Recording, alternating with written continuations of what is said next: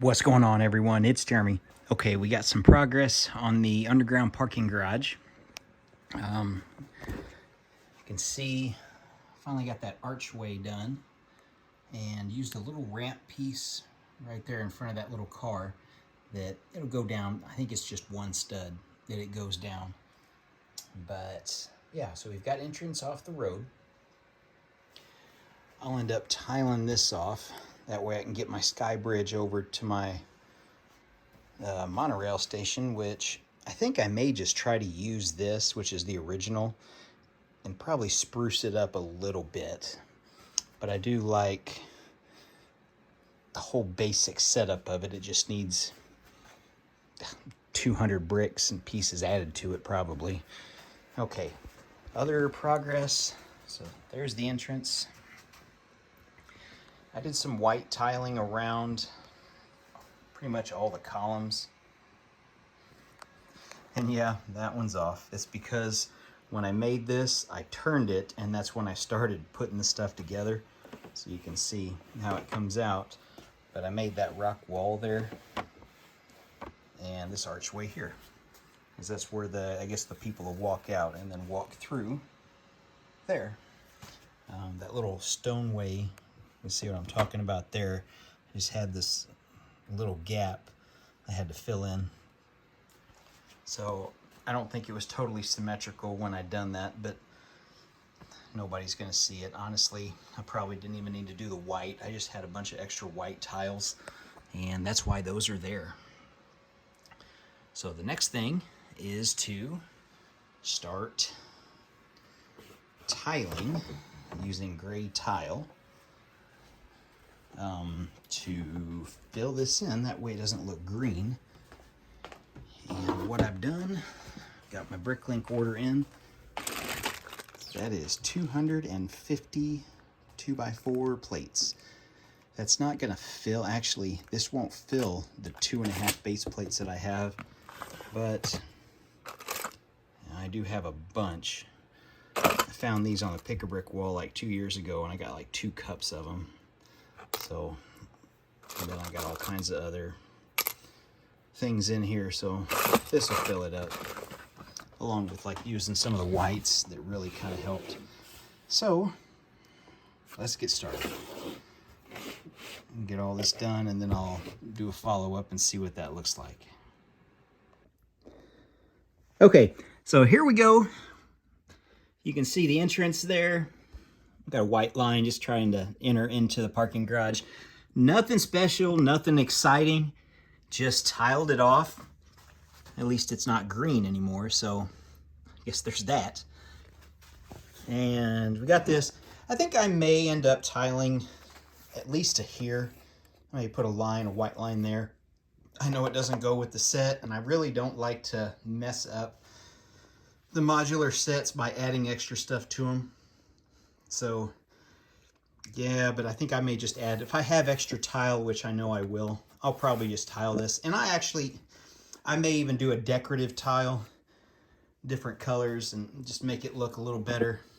I mean, like, just quick example, kind of like that tile work or something to that effect, just to add a little bit more to it. As for this one, we've got it over here. I'll bring you guys over. It's a little cool down here today. So there's the progress. That part's done. And the good thing is, the whole thing is pretty solid. I got a little bit left, and then that whole drawer still to finish. Move that over. I'll get that done here in a second. And then I can start working on the top, the little bit above the rock wall. That way I can hopefully in a future, really near future video, get that monorail done. So that's a goal of mine this year, 2023, get the monorail train station done. And then we'll look at maybe expanding the monorail, having it go at least another spot or so. So, all right, let's get this finished.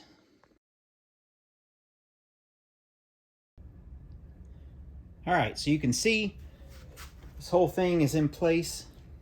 Pretty simple design. I mean, It's about as cheap as you can make it by just using Technic beams and I guess those pre-made pieces, the scaffolding pieces. Just sits right there. Let's add these modulars back to it. And they'll just sit on there. And I'm not going to pin them together only because it kind of creates a problem when you want to try to move them. So if I want to get in there, or if a piece breaks off a car once I start loading this up with cars, then I've got a problem. Those two I'll leave pinned together because they go together, and I mean, a 32 by 32 plate, that's not that hard to move. But once you start getting bigger, adding 16 stud sections, like, I'm not going to move this whole thing in one swoop. So that's what that looks like. The side work here, yeah, I do need to do some rock work. I'm going to end up moving this table closer. I'm going to have to elevate it. I'm probably going to end up elevating it with bricks. That's my probably best guess on that. The back is just going to stay open. I don't care. I mean, you can. The whole point is to be able to look down in there. Even with the yellow bricks, doesn't bother me. Got to do some tile work over there. But let's move the tripod over so you can see the front. Okay. So that's what our front looks like. You can see our entranceway now. It's kind of a tunnel going in there. Yeah, that I've got to figure out what to do with that. If I'm going to actually make a rock wall and just go flush up against that, if I'm going to raise it and maybe block off part of that sidewalk to where you can't just fall off the ledge. Maybe I put some fencing there. I got a bunch of black Lego fencing. Maybe just add some of that black fencing along the side there with the rock wall. That rock ledge there, it takes, oh, maybe a half hour to build to get it all put together and with all the little fine tuning on the slopes. So that's probably what I'll do. I got to figure out what I'm going to put on this extra table though. Because I've got the big haunted house drop ride. Yeah, it's up there at the top. I've got that haunted house that's already ready to go on a Mills plate. I've got those little mini modulars there, like 2 of the toy store and then 2 of the ones in the back. So I do have plenty of options. Yeah, but once we get this done, I need those studs there, I'm gonna tile off. And the next thing up now is to get that monorail station there modified a little bit. Build this sky bridge from the rock wall to the monorail and get my station done. So then I can actually start running the monorail. It's way down there that I put the battery in 6 months ago. And I've started it up and then I have to run to the other end of the table before it falls off the edge. So I'll be happy to get that started. That's the next project up to focus on in the city. Nothing else really in the farm right now. Winter season, not much happening in the winter on anybody's farm here in America that's in the cold weather. So the reindeer farm, it's going to remain there.